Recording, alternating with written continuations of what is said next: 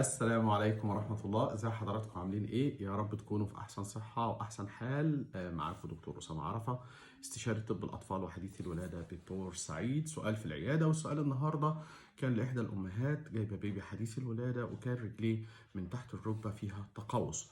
التقوس في حديث الولادة ليس بأي مرض ولا بأي مشكلة خالص، في نسبة مقبولة جدا جدا، لأن ده اسمه الوضع الجنيني للبيبي داخل رحم الأم أثناء الحمل.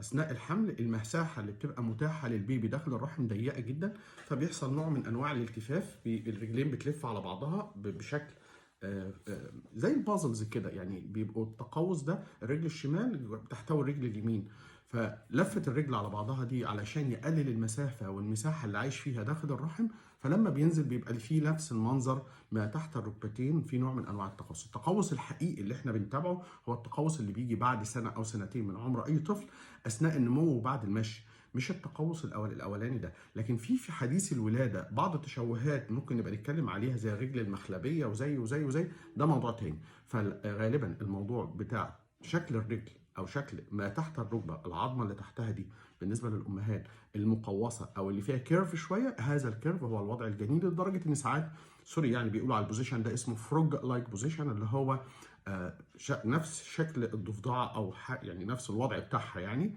وهو اصلا عموما الطفل لما بيتولد بيبقى واخد وضع اللي هو الوضع الجنيني، بعدها بيبقى تملي تاني ايديه وتاني رجليه، وفي جزء من الانحناء او التقوس ما بعد الركبه في الرجلين. اطيب تمنياتي لحضراتكم والاطفالكم بالصحه والعافيه، شكرا.